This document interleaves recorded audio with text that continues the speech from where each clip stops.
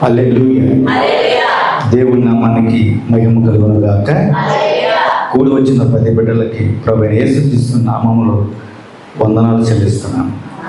సంతోషంగా ఉన్నారా? హల్లెలూయా. అపోస్తుల కార్యము 3వ అధ్యాయం 2వ వచనం నుంచి 8వ వచనం వరకు చదువుకున్నాం. మన మధ్య మాస్టర్ గారు ఉన్నారు, చదువుతుండగా అందరూ ఆలకించుకున్నాం. 2వ వచనం నుంచి 3వ అధ్యాయం 2:8. పుట్టినది మొదలుకొని పుట్టివాడైన ఒక మనుష్యుడు మోసుకొని పోబడుచుండెను. వాడు దేవాలయంలోనికి వెళ్ళి వారిని భిక్షమడుటకు కొందరు ప్రతిదినము వారిని శృంగారున దేవాలయపు ద్వారం వద్ద ఉంచుచూ వచ్చేది. పేతురును యోహాను దేవాలయంలో ప్రవేశింపబోనప్పుడు వాడు చూచి భిక్షమడగగా పేతురును యోహాను వారిని తేరి చూచి మా తరచు చూడమని వాడు వారి యొక్క ఏమైనా దొరుకుతుందని కనిపెట్టుచు వారి యొక్క లక్ష్యం ఉంచాను. అంతటి పేతురు వెండి బంగారములు నా యొక్క లేవు, కానీ నాకు కలిగినదే నీకు ఇచ్చుచున్నాను. నజరేయుడైన యేసుక్రీస్తు నామమున నడవమని చెప్పి వారి కుడి చేయి పట్టుకొని లేవనెత్తను. వెంటనే వాడు పాదములను జలమండలములను బలమును తిను. వాడు దిగున లేచి నడిచెను. నడుచుచు గంతులు వేయించు దేవుని స్తుతించుచు వారితో కూడా దేవాలయములోనికి వెళ్ళాను. దేవుడు ఈ వాక్యం దీవించిన గాక. హల్లెలూయా. ప్రార్థన చేసుకున్నాం అందరం అలాగే నిలబడగా. దేవుడు మహిమ ఈ సన్నిధిలోకి దిగి రావాలని, దేవుడు ఆత్మ ఈ సన్నిధికి రావాలని, మనమందరం కూడా దేవుడు మహిమలోకి నిత్యత్వములో వెళ్ళేంత వరకు కూడా నీ కాపుదల నాకు కావాలని అందరం ప్రార్థన చేద్దాం. మహోన్నతుడా, సర్వాధికారి, సకలాశ్రుతము కారణభూతుడైన నా యేసు ప్రభువా, నీ పాదాలకు వందనాలు ప్రభువా. ఈ ఉదయకాలము సమయంలో ప్రతి ఒక్కరిని కూడా సజీవ లెక్కలో ఉంచి నీ మందిరానికి నడిపించినందుకు నీకు వందనాలు ప్రభువా. ఎందుకంటే మమ్మల్ని నడిపించేవాడు నీవై ఉన్నావు ప్రభువా. ఈ రాత్రికాల పొనుకొని ఉదయం వెలుగు చూస్తూనే ఒక గొప్ప దండితని అయ్యా మేము రుజువు చేసుకున్నాం ప్రభువా. అయ్యా కూడి వచ్చిన ప్రతి బిడ్డలను కూడా దీవించండి, ఆశీర్వదించండి. మట్టులైన మమ్మల్ని మహిమలోకి తీసుకువెళ్ళటానికి సిద్ధపడే కృపను దయచేయమని ఈ శ్రీమతి యేసుగా అడిగి వేడుకుంటున్నాము తండ్రి. ఆమేన్. కూర్చున్నాం. ఆత్మ చెప్పిన మాట చెవుగలవాడు వినుగాక. ఈ గ్రహింపు మనం బతుకు దినంతా కూడా నమ్మకస్తులుగా ఉండాలి. వాక్యం వినే కృపను నాకు దయచేయి ప్రభువా అని మనం ఇంటి దగ్గర ఉన్నప్పుడే దేవుడిని అడిగి మనం దేవుడి సన్నిధికి రావాలని ప్రార్థన చేసుకుని రావాలి. హల్లెలూయా. మరి ఇచ్చిన సమయాన్ని బట్టి సేవకుడి ప్రత్యేకంగా వందనాలు చెల్లిస్తున్నాను. ఎందుకంటే ఆయన గొప్ప దేవుడు, ఆయన నడిపించే దేవుడు. మరి మట్టినైనా మనల్ని ఆయన రక్తముగా మార్చి ఆయన రక్తంలో ముద్రించి చేసి మనం ఎందుకు పనికిరాం, కానీ ఆ మట్టినైన పాత్రలను తీసుకొని ఇవాళ అనేక మంది వాక్యం చదవడానికి, పాటలు పాడటానికి, దేవుడి సన్నిధి కావడానికి, సాక్ష్యాలు చెప్పడానికి ఈరోజు మనం బతుకున్నామంటే కేవలం ఆయన కృప వల్ల. నమ్ముతున్నారా? ఈ 2025 నుంచి 2006 వరకు మనం దేవుడి దీవెనలు కాపుదల కావాలంటే ఆయన నడిపిస్తేనే మనం నడవగలుగుతాం, ఆయన మాట్లాడితేనే మనం మాట్లాడగలుగుతాం. అందుకనే వాక్యముతోనే మాట్లాడాలి, వాక్యముతోనే జీవించాలి. మోకాల అనుభవం జీవితం మనం అందరం కలిగి ఉండాలి. నమ్ముతున్నారా? హల్లెలూయా. అయితే చిన్న సాక్ష్యం, దేవుడు సేవకుడిని నడిపించి మరి ఆ కాజీపేట వెళ్ళినప్పుడు క్షేమంగా నడిపించాడు. మళ్ళీ సాయంత్రం కూడా బహుబలంగా దేవుడు సేవకుని వాడుకున్నాడు. మరి రాత్రికాల సమయంలో మరి కాలు నొప్పను, గుండె నొప్పి కూడా వచ్చింది. అదేదో నాకు తెలియదు. తెల్లారి పొద్దున్నే అడిగినప్పుడు ఇలా నొప్పి వస్తుంది అన్నయ్య అన్నప్పుడు, అన్నయ్య కేకేసే పని కంటే నిద్రపోతున్నారు కానీ పిలవలేదు అన్నాడు. వెంటనే వెళ్ళి మరి ఆ కాళ్ళు పట్టుకున్నప్పుడు ఒక నరవంతా వాసిపోయి గుండె దడదడగా ఉండి ఆయన పరిస్థితిలో ఉండదంట. అర్జెంటుగా ఏదైనా స్ట్రోక్ వచ్చినప్పుడు వేసుకోవడానికి ఒక టాబ్లెట్ ఉంటుంది, అది వేసుకొని కొనుక్కున్నానన్న చిన్న అన్నాడు. అయితే దేవుడు ఎంత కృప చూపించాడంటే మరణం మన ఎదుటకు వచ్చినా తప్పించే దేవుడు ఆయన. అలాంటి దేవుడు మనం కలిగి వెంటనే ఆ మాటలు చెబుతున్నప్పుడు నాకు వెంటనే అంటే కళ్ళ వచ్చేసేసింది. ప్రభువా ఏంటి పరిస్థితి అన్నప్పుడు దేవుడు ఏం వాగ్దానం చేశాడంటే, యేసుక్రీస్తు వారు ఈ భూమి మీద జీవిస్తున్నప్పుడు ఒక వ్యక్తి అవతల ఉన్నప్పుడు ఆయనే పడవ తీసుకొని వెళ్ళిపోయి ఆ వ్యక్తి కోసం అక్కడికి నడిపించాడు దేవుడు. హల్లెలూయా. ఒక్క వ్యక్తి మార్పు చెంది ఆయన రక్తంలో కడగబడితే అది 10,000 ప్రపంచానికంటే చాలా విలువైనది.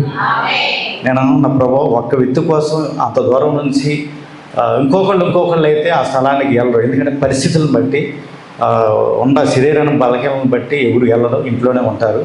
కానీ ఒక్క వ్యక్తి అయినా వాక్యం విని ఆయన అర్థంలో మార్చబడితే అది సావైనా బతుకైనా మరణమైనా కావచ్చు, ఒక్క వ్యక్తి మారు మనసు పొంది ఆయన రక్తంలో కడగబడితే అది 10,000 కంటే ప్రపంచం అనేది వాక్యం చెబుతుంది. నేను అనుకున్న ప్రభు, అందుకే అనుకుంటా ఈ సమయానికి మీరు నడిపించారు సేవకుల్ని. కానీ అక్కడ మాట్లాడేటప్పుడు అనేక మంది అక్కడ అన్యులు అందరూ విగ్రహాలకు సంబంధించిన వారు. కానీ వాక్యము మాట్లాడుతున్నప్పుడు నీ వల్లనే నీ ఇంట్లో ఒక సమస్య వచ్చి పడింది, నువ్వు ప్రార్థన ఒప్పుకోలు జీవితం కావాలన్నప్పుడు మాట్లాడుతున్నప్పుడు అక్కడ అనేక మంది హృదయాలు తెరవబడ్డాయి. వాళ్ళు ఏడ్చారు కూడా. నేను వెనకమాల కూర్చున్నాను. అక్కడ ఏమేమి జరుగుతుందో కూడా నేను చూడగలిగితే ఒకళ్ళు అమ్మంటే కళ్ళమ్మ నీళ్ళు దుఃఖంతో ఏడ్చారనమాట. దావీదు చేసిన చిన్న నిర్లక్ష్యాన్ని బట్టి హల్లెలూయా సైన్యం ఆ చివరి నుంచి ఈ చివరి వాడు కూడా దూత నరుక్కుంటూ వచ్చేసింది అన్నమాట. అప్పుడు దావీదు తెలుసుకొని సాష్టాంగ నమస్కారం చేసి దేవుడికి, ప్రభువా నా వల్లనే ఇది జరిగిందని ఎప్పుడైతే మంచి ఒప్పుకోలు జీవితంలో ఆయనలో దేవుడు కలగజేశాడో అప్పుడు అద్భుత కార్యాలు దేవుడు ఆయనలో కార్యం చేయడం చూడగలిగాం. నమ్ముతున్నారా? మనం అనేక తప్పులు చేసుకుంటూ మనం ముందు కొనసాగుతున్నప్పుడు దేవుడు ఒప్పుకోమన్నప్పుడు ఆ తప్పును మనం ఒప్పుకోవాలి. హల్లెలూయా. దావీదు అదే చేశాడు. దాని గురించి మాట్లాడుతున్నప్పుడు సేవకుడు అనేక మంది హృదయాలు కదిలించబడ్డాయి. వెళ్ళేటప్పుడు కూడా వాళ్ళు కొంతమంది క్యాథలిక్కి సంబంధించిన వాళ్ళు వచ్చారు, ఆ విగ్రహారాధనకు సంబంధించిన వచ్చేవారు ఉన్నారు. వాళ్ళందరూ కూడా సాక్షిగా అక్కడ వాడబడటానికి మేము వెళ్ళిన సేవకులు కూడా చాలా ఆశీర్వదించబడ్డాడు. మరి సేవకుడు అంత నొప్పైనా గుండెని దడకుండా కానీ దేవుడు క్షేమంగా తీసుకెళ్ళి క్షేమంగా మళ్ళీ ఇంటి దగ్గరికి ఈరోజు ఆదివారం ఆరాధనలో దేవుడు సజీవ లెక్కలో ఉంచి ఆయనకు మహిమ ఘనత యుగయుగాలు చెల్లు కాకని రుజువు చేస్తున్నాడు దేవుడు. అలాంటి దేవుడిని మనం కలుగుతాం. ఈ రోజున మనం ఈ జీవగంధాన్ని మనం పట్టుకొని వస్తున్నామంటే మన జీవితం, మన నడక, మన పడక యుగయుగాలు కాపాడుకునేటట్టుగా మనం ఉండాలి. హల్లెలూయా. అందుకని అపోస్తులు 2:38 ప్రకారం ఎవరైతే రక్షణ పొందుకున్నారో వాళ్ళు మాత్రం పరిశుద్ధాత్మ కలిగి ఉంటారు, జీవితం కలిగి ఉన్నారు, వాక్యములోనే వాళ్ళ కుటుంబంలో నెరవేర్చబడతాయి. నమ్ముతున్నారా? హల్లెలూయా. మన వారంలో అంతకుముందు వారంలో అనేక మంది రక్షించబడ్డారు. అంతకుముందు రక్షణ లేదు. ఎంతమంది రక్షణ కోసం ప్రార్థన చేశారు. ఆ ప్రార్థన మాసంలో ఒక్కొక్కరు బాప్తిసం తీసుకొని ఆయన రక్తంలో కడగబడ్డారు. అసలు లెక్క అయితే ఇందు చేయాలంట. ఒక పాపి రక్షించబడ్డప్పుడు గొప్ప విందు, అదే ఇంట్లో ఒక గొప్ప సాక్ష్యం. అంటే లోకంలో నుంచి, కట్టుబాటులో నుంచి, ఇబ్బందుల్లో నుంచి ఒక వ్యక్తి మారు మనసు పొంది ఆయన రక్తంలో కడగబడుతున్నాడంటే నీ ఇంట్లో ఒక గొప్ప కార్యం జరగాలి, ఒక గొప్ప దీవెనకరంగా ఉండాలి. మనం స్వస్థతల గురించి, వీటి గురించి మనం ప్రార్థన చేస్తాం, కానీ అవన్నీ ఒకరోజు ఆగిపోతాయి. రక్షణ కూడా ఆయన కృప ఉన్నంత మాత్రానికే దొరికింది రక్షణ. ఆయన కృప ఎప్పుడైతే ఆగిపోద్దో రక్షణ కూడా ఆగిపోతుంది. అందుకని ఆయన కృప ఉన్నప్పుడే నీవు, నేనైనా, ఎవరైనా సరే మన రక్త సంబంధంలో రక్షణలోకి రావాలంటే మొదటగా మార్గంలో మనం నడవాలి, ఆయన మార్గంలో మనం నడవాలి. హల్లెలూయా. ఎందుకంటే గొప్ప విందు చేయాలంటే నిజమైన మారు మనసు వచ్చినప్పుడే. హల్లెలూయా. ఆ తప్పుపోయిన కుమారుడు ఎప్పుడైతే మారు మనసు పొంది తండ్రి దగ్గరికి వెళ్ళాడో గొప్ప విందు చేశాడంట ఆయన. ఈ రోజున మన ఇంట్లో ఒక రక్షణ బాప్తిసం తీసుకున్నాడంటే ఆ వ్యక్తి గురించి సాక్ష్యం చెప్పాలి, ఆ వ్యక్తి గురించి నీ ఇంట్లో వెంటనే ప్రార్థన జరగాలి, ఆ వ్యక్తి గురించి నా ఇంట్లో ఇలాంటి గొప్ప కార్యం జరిగిందని రాజులు ఎదుట, అధికారులు ఎదుట మనం సాక్షిగా నిలబడాలని ప్రభుపేట మనం చేస్తున్నాం. ఇలాంటి కార్యాలన్నీ మనం కలుగుంటే మనం ఎల్లప్పుడూ మన అడుగులు తడబడకోకుండా, మన కాళ్ళు తడబడకుండా దేవుడు ఆయన వెలుగే నడిపించే దేవుడుగా మనలో ఉంటాడు. ఆయన నమ్ముతున్నారా? ఆయన ఎవరో కాదు, ప్రభువైన యేసుక్రీస్తు. అందుకనే ఇక్కడ మనం చదువుకున్న లేఖనాల ప్రకారంగా మనం ఇక్కడ ఆలోచన చేయగలిగితే అక్కడ దేవాలయాల దగ్గర ప్రతిరోజు ఆ కుటుంబస్తులు తీసుకొచ్చి అక్కడ కుంటువాడిని కూర్చోబెడుతున్నారంట. హల్లెలూయా. ఎన్నో పుట్టుకతోనే కుంటువాడు ఆయన. ఆ కుంటువాడు అన్న వ్యక్తి ఏం చేస్తున్నాడంటే ప్రతిరోజు కూడా ఆ కుటుంబస్తులు దేవాలయం దగ్గర తీసుకొచ్చి ప్రతిరోజు కూర్చోబెట్టి సాయంకాలం ముందు కూర్చోబెట్టి వాళ్ళు వెళ్తూ ఉన్నారు. మరి ఆ కుటుంబానికి యజమానుడు ఆయనే కాబట్టి ఆయనే పోషించాలి. మరి ఆ క్రియలను ఆయన కలిగి ఉన్నాడు కాబట్టి మరి ఆ కుటుంబానికి ఆధారం ఆయనే కాబట్టి అక్కడ కావాలి, ధనం కావాలి, ఆయన పోషించబడాలి, జీవించబడటానికి బతకడానికి కూడా కావాలి, డబ్బు కావాలి. కానీ దేవుడు డబ్బుని కోరతలేదు, కానీ ఆయన నామాన్ని దేవుడు మనకు ఉచితంగా ఇస్తున్నాడు. హల్లెలూయా. ఎప్పుడైతే ఆ కుటుంబస్తులు అక్కడ ఆ వ్యక్తిని నిలబెట్టి కూర్చోబెట్టి వెళ్తున్నారో అక్కడ పేతురు యోహాను ఆ దేవాలయంలోకి వస్తున్నప్పుడు ఆయన మెట్ల దగ్గర కూర్చున్నప్పుడు ఏమని అడుగుతున్నాడంటే, ఏదన్నా సహాయం నాకు చేస్తారేమో, ఏదన్నా నాకు సహాయం చేస్తే నా కుటుంబంలో నాకు ఏదైనా మేలు జరిగిద్దేమో. అది ధనం పూర్వకంగా కుటుంబస్తులకు ఆశ లేకపోవచ్చు, లేదా అక్కడ కూర్చొని అడుక్కున్న వాడికి లేకపోవచ్చు. కానీ దేవుడు ఏమన్నాడంటే, పేతురు ఏమన్నాడంటే, మా దగ్గర ఎండి బంగారాలు లేవు, కానీ మేము ఏదైతే కలిగి ఉన్నామో దాన్ని నీకు ఇస్తున్నాం అన్నాడు. హల్లెలూయా. ఆయన దగ్గర డబ్బు లేదు, ఆయన దగ్గర ధనం ఏది? పేతురు దగ్గర డబ్బు లేదు, ధనము లేదు, ఆయనకి ఏ ఆధారం లేదు. కానీ అది ఏం కలుగున్నాడంటే ఆయన నామాన్ని కలుగున్నాడు. హల్లెలూయా. ఈ రోజున మనం డబ్బు ధరించి ఏదైనా విలువైన ధరించి ఆ మాట పలికితే అక్కడ నెరవేర్చబడదు. హల్లెలూయా. నిజమైన సేవకుడు ఏలియా కలిగిన రోషం కలిగిన పేతురు, హల్లెలూయా, నామాన్ని కలుగున్న పేతురు యోహాను ఎవరైతే కలుగుంటారో ఆ క్రీస్తు నామాన్ని ఎప్పుడైతే వాళ్ళలో ధరించుకున్నారో, హల్లెలూయా, ఆ నామాన్ని ఎప్పుడైతే వాళ్ళలో ముద్రించబడి ఉన్నారో, వాళ్ళ దగ్గర ఎందుకని ఎండు బంగారాలు మా దగ్గర లేవు ప్రభువా, మేము ఒకటి కలిగి ఉన్నాము, అదే ఈ కుంటివాడికి మేము ఇస్తున్నామని ప్రభువైన యేసుక్రీస్తు నామములో ఈ కుంటివాడు నడుచును గాక అన్నాడు. హల్లెలూయా. ఎప్పుడైతే ఆ మాట పలికాడో ఆ వ్యక్తి ఎన్నో సంవత్సరాలుగా పుట్టుకతోనే కుంటివాడు. అలాంటి వ్యక్తి ఆ మెట్ల మీద కూర్చొని ఉన్న వ్యక్తి ఆ మాట ఫలంగానే స్వస్థత కలిగిందా కలగలేదు? ఒక సాక్ష్యం బైబిల్లోనే రాయబడి ఉంది. ఆ సాక్ష్యం ఈ రోజున మన జీవితంలో నెరవేర్చబడాలి. మనం ఏ మెట్టి మీద పడిపోయి ఉన్నాం, ఏ పాపములో ఆ మెట్టి మీద దిగజారిపోయి ఉన్నాం. హల్లెలూయా. ఆ మెట్టిలో ఆ కుంటివాళ్ళు మనమే అయితే ఈ రోజున అనేక మంది రక్షణ తీసుకొని బాప్త్యాలను తీసుకొని మన నందుగు గ్రామంలో చూస్తే ఇట్ట ప్రార్థనకి వెళ్ళొస్తారు, అటు వెళ్ళి గడ్డి కోసుకొస్తారు, ఇట్ట ప్రార్థనకు పోతారు, పాట పాడతారు, అక్కడికి వెళ్ళి పాపం చేసి వస్తారు. మళ్ళీ పాటలు పాడేదాళ్ళే, వాక్యం చదివేదాళ్ళే. వాళ్ళు శాఖలు. మన వర్తమానంలో ఉన్నాం, జీవ గంధాన్ని పట్టుకున్నాం, ప్రవక్త అభిషేకాన్ని కలుగుకున్నాం. 7 ముద్రలో 7 సంఘకాలాలు. మనం అన్ని ప్రతి ముద్ర గురించి కూడా మన సేవకుడు ఎక్కడి నుంచి బోధించారు. తెలుసా తెలీదా మీకు? ఈ కాలాన్ని పంపడం ప్రవక్త తెలుసా? ఆయన పేరేంటి? విలియం మ్యారీ బెర్నన్ గారు. ఈ అభిషేకం ఎవరి మీద ఏముంటుందో ఆ అభిషేకం మన మీద కూడా ఉంటుంది.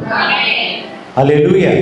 ఈ అభిషేకాన్ని మనం పొందుకొని మనం ఎలా ఉండాలంటే, మన మాట అయినా కానీ, మన చూపు అయినా కానీ, మన నడకలో ప్రతి అడుగులో కూడా దేవుడు కృప చూపించాలి. హల్లెలూయా. అందుకనే సంఘ శాఖ వాళ్ళలాగా గడ్డికెళ్ళి వచ్చి పాటలు పాడి ఇక్కడ కూడా మనం చూస్తాం. అడవుడిగా నీళ్ళు పోసుకొని వచ్చినోడికి కూడా దాచారాసం ఇస్తారు, టీకాలాసంతో. అలాంటి సంఘం కాదు మనది. నమ్ముతున్నారా? చూడలేదా? మన కళ్ళెదుట మనం అనేక చోట్ల మనం చూడగలిగాం. దాచారసం తీసుకుంటారు, రొట్టె తీసుకుంటారు, పాత పరిచర్య చేయాలి. మన సంఘంలో ఏం జరిగింది? రొట్టె తీసుకుంటాం, దాచారసం తీసుకుంటాం, పాత పరిచర్య జరిగింది. మరి ఏది గొప్పది? నువ్వు పొలంలో ఉన్నా అలాంటి సాక్ష్యమే కలిగి ఉండాలి, ఉద్యోగంలో ఉన్నా కానీ అలాంటి సాక్ష్యమే కలిగి ఉండాలి. హల్లెలూయా. నువ్వు వేసే ప్రతి అడుగులో కూడా దేవుడి కార్యాన్ని నువ్వు చూడాలి. హల్లెలూయా. అందుకని ఈ కాలాన్ని పంపడానికి ప్రవక్త ఏమన్నాడంటే, ఆదివారం వచ్చినప్పుడు నువ్వు దేనికి విలువిస్తున్నావు అన్నది సంగతి ఒకసారి జ్ఞాపం చేసుకో అన్నాడు. నువ్వు ఏ మెట్టి మీద పడిపోయి ఉన్నప్పుడు, బతిమలాడుకున్నప్పుడు, దేవుడు కావాల్సి వచ్చినప్పుడు, నువ్వు బతిమలాడుకున్నప్పుడు దేవుడు గొప్ప కార్యాలు నీ జీవితంలో చేశాడు ఆయన. కానీ ఎప్పుడైతే ధనం వచ్చి కొంచెం కలిగినప్పుడు నువ్వు దేనికి ఇలుగిస్తున్నావు అన్న సంగతి మనం చూసుకుంటే మనం, అందుకని ఇక్కడ యోహాను రాసిన పత్రిక 6వ అధ్యాయంలో 26 నుంచి 27వ వచనంలో ఉంటుందంటే, ఇక్కడ ఒకసారి చదువుతారు ఎవరన్నా? యోహాను సువార్త 6వ అధ్యాయం 26 నుంచి 27వ వచనం వరకు. యేసు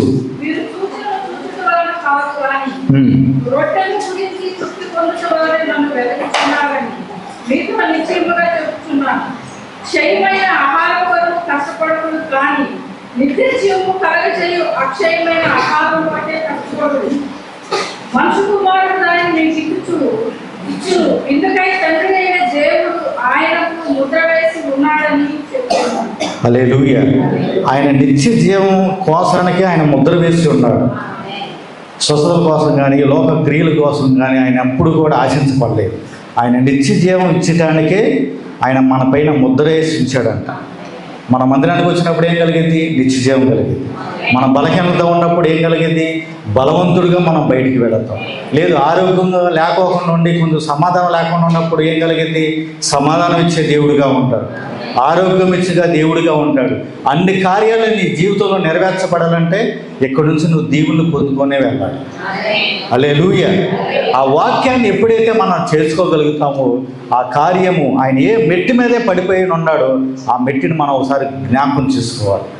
ప్రభా, నేను లోకాస్తుల వైపు ఆ మెట్టి మీద పడిపోయానా, లేదా సంస్థల వైపు నేను ఆ మెట్టి మీద పడిపోయి ఉన్నానా, లేదా కట్టుబాట్ల వైపు నేను ఆ మెట్టి మీద పడిపోయి ఉన్నానా, లేదా చంచల మనుషులతో నేను ఎక్కడైనా పడిపోయి ఉన్నానా అని మనం ఒకసారి జ్ఞాపకం చేసుకుంటే, ఈ రోజున మనం ఏ మెట్టి మీద పడిపోయి ఉన్నామో ఆ మెట్టి మీద మనల్ని లేపి, హల్లెలూయా, దేవాలయంలో కలిసి తీసుకెళ్ళేవాడిగా పేతురు ఉన్నాడు అక్కడ.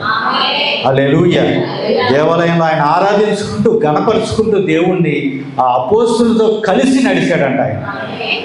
ఆ కృప కావాలంటే ఈ రోజున ప్రతి ఒక్కరికి మారు మనసు కావాలి, ప్రార్థన అనుభవం కావాలి, మోకాళ్ళ అనుభవం కావాలి.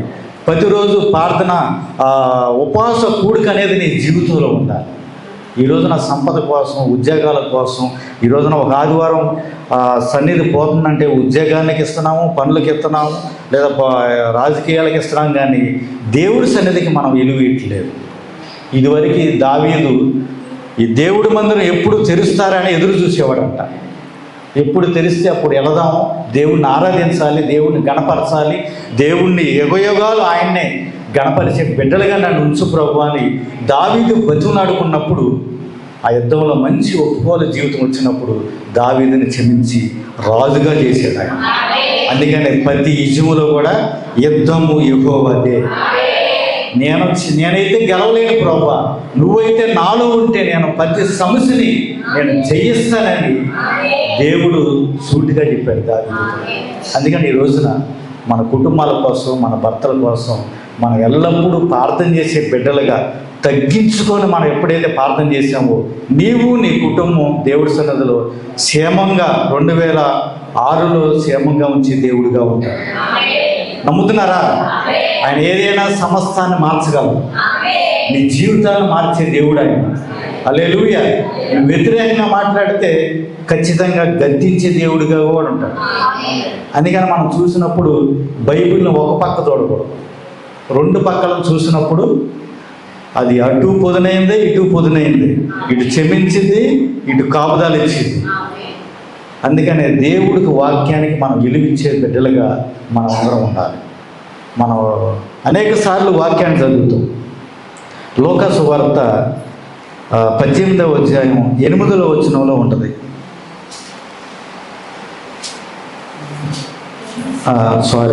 లోకా సువార్త 16వ అధ్యాయం 20వ వచనం నుంచి 22వ వచనంలో ఉంటుంది. చదువుతారు ఎవరైనా?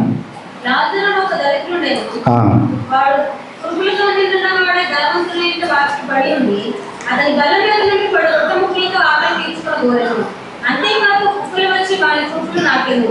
ఆ దరిద్రుడు చనిపోయి దేవతల చేత అబ్రాహాము రొమ్మున ఆనుకున్నట్టు కొనిపోబడెను. ధనవంతుడు కూడా చనిపోయి పాతిపెట్టబడెను.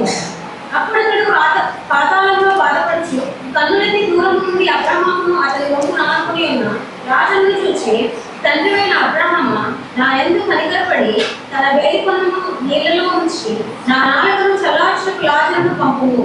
నేను ఈ అగ్నిజ్వాలలో యాతనపడుచున్నానని కేకలు వేసి చెప్పాను. అందుకు అబ్రహాము, కుమారుడా, నీవు నీ జీవిత కాలమందు నీకు ఇష్టమైనట్టు సుఖం అనుభవించింది, అలాగనే లాజరు కష్టం అనుభవించినని జ్ఞాపకం చేసుకున్నాను. ఇప్పుడైతే వాడు ఇక్కడ నెమ్మది పొందుచున్నాడు, నీవు యాతనపడుచున్నావు. అంతేకాక ఇక్కడ నుండి మీ యొద్దకు దాటిపోజాలకున్నట్లు మహా ఆఘాతం ఉండదు. చెప్పాను. చాలు. లాజరు గురించి, ధనవంతుడి గురించి మనందరికీ తెలుసు. కానీ లాజరు ఎప్పుడు కూడా తన విశ్వాసాన్ని ఎల్లప్పుడూ కూడా కాపాడుకుంటూనే వచ్చాడు. హల్లెలూయా. తినడానికి తిండి లేకపోయినా, లేదా పని చేయడానికి ఆయన శరీరం సహకరించకపోయినా కానీ ఒక ధనవంతుడి దగ్గర, ఇంటి దగ్గర ఉన్నాడు కాబట్టి ఆ వచ్చే దాని గురించి ఎప్పుడు కూడా విశ్వాసాన్ని పోగొట్టుకోకుండా నిత్యము నేను పరలోక రాజ్యానికి వెళ్ళాలి అన్న ఆశ ఆయన గురులో నిజంగా పెట్టుకున్నాడు. గురులో హల్లెలూయా. మన నిత్యత్వంలోకి వెళ్ళాలంటే కరువు వచ్చినా, ఇబ్బంది వచ్చినా, పురుగులు వచ్చిన మనం తాకి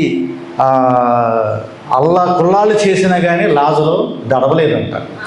ఆ విశ్వాసాన్ని పోగొట్టుకోలేదంట. ఎప్పుడు దేవుడు ఆయనే, దేవుడు ఆయనే. దేవుడు ఏం చెప్తాడో దాని గురించి ఆలోచించుకుంటూ నిత్యత్వంలో నేను చనిపోయిన తర్వాత అక్కడ ఏం కలిగిద్దన్న ఆశని మాత్రమే కలుగున్నాడు ఆయన. హల్లెలూయా. కానీ ధనవంతుడిగా ఆ ఆశ లేదు. ఎప్పుడు ధనం సంపాదించుకోవడం, డబ్బు సంపాదించుకోవటం. కానీ ఇద్దరు చనిపోయినప్పుడు దేవదూతలు వచ్చి లాజర్ని తీసుకువెళ్ళినాయి, కానీ ధనవంతుని మాత్రం తీసుకెళ్ళలేదు.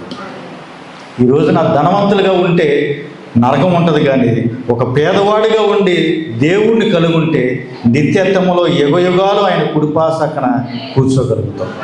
హల్లెలూయా. అందుకని మనం బతుకుతున్నంత కూడా డబ్బు ఉన్నా కానీ, డబ్బు లేకపోయినా కానీ ఒకేలాగా, ఒకే రీతిగా మనం నిలబడి ఉంటే అన్ని వేళలా మనల్ని కాపాడే దేవుడు ప్రభువైన యేసుక్రీస్తు. నమ్ముతున్నారా? ఏలియా రంగం మీదకి వచ్చినప్పుడు అగ్ని కురిసిందా కురవలేదా? హల్లెలూయా. పడిపోయిన బలిపీఠాలు కట్టిన దేవుడు ఆయన. హల్లెలూయా. అనేక చోట్ల అనేక రాళ్ళుగా పడిపోయినప్పుడు ఒక్క చోటకి సమకూర్చి అగ్ని దింపి కాల్చిన దేవుడు ఆయన. దేవుడు ఒక్కడే రుజువుగా చేసిన దేవుడు ఏలియా దేవుడు. హల్లెలూయా. ఈ రోజున రాజులు ఎదుట, అధికారులు ఎదుట, పొలంలోను, ఉద్యోగంలోను ఈ రోజున మనం చెప్పలేకపోతున్న కారణం ఏంటంటే ఈ రోజున సంపాదన ధనవంతుల వలె కట్టుకోవటమే సరిపోతుంది, కానీ బద్ది విషయంలో దిగజారిపోయామా లేదా? హల్లెలూయా. అందుకనే బద్ది కాపాడుకోవాలంటే ప్రార్థనా మాసంలోనూ కలిగి ఉండాలి, మోకాళ్ళ అనుభవం కలిగి ఉండాలి, ఏలియా వలె రోషం కలిగి ఉండాలి. హల్లెలూయా. నిన్న నేడు ఏకరీతిగా ఉన్న దేవుడు ఒక్కడేనని నువ్వు రుజువు చేసుకుంటూ కలిగితే దేవుడు నీ కుటుంబాన్ని, నీ బిడ్డల్ని ఆశీర్వదించే దేవుడుగా ఉంటాడు. నమ్ముతున్నారా? ఈ కార్యము అపోస్తులు 3:2-8 అధ్యాయంలో చెప్పినట్టుగా ఆ పుట్టుకతో కుంటువాడు ఎలాగైతే పడిపోయి ఉన్నాడో, ఎప్పుడైతే పేతురు యోహాను వచ్చేసేసి ప్రభువైన యేసుక్రీస్తు నామములో నడవమన్నప్పుడు ఎప్పుడైతే నడిచి దేవాలయంలో కలిసి దేవుణ్ణి ఆరాధించుకుంటూ ఆయన వెళ్ళటం మనం చూడగలుగుతాం. వెళ్తాడా వెళ్ళడా? మరి మనం ఏం నామాన్ని కలిగి ఉన్నాం? ప్రభువైన యేసుక్రీస్తు నామాన్ని కలిగి ఉన్నాం. మనం ఎలా ఉండాలి? రోషంగా ఉండాలి. హల్లెలూయా. నీ ఇంటిలో ఒక కార్యం జరగట్లేదంటే నువ్వు పలకాలి. వధువు పలికితే కార్యాలు చేసే దేవుడు ఆయన. హల్లెలూయా. బలహీనలో ఉన్నప్పుడు నువ్వు పలుకు, బలమిచ్చే దేవుడిగా ఉంటావు. నువ్వు ఆ సాతానుని జయించలేకపోతే ప్రభా దాన్ని జయించే శక్తిని నాకు కలగజేయి ప్రభా అనగాలి. హల్లెలూయా. నీ కుటుంబంలో ఒక గొప్ప కార్యము, నీ కుటుంబంలో ఒక కుటుంబ ఆరాధన జరగాలంట, నీ కుటుంబంలో పిల్లలు మారాలన్నా కానీ నువ్వు పలకాలి, ధైర్యం కలిగి ఉండాలి.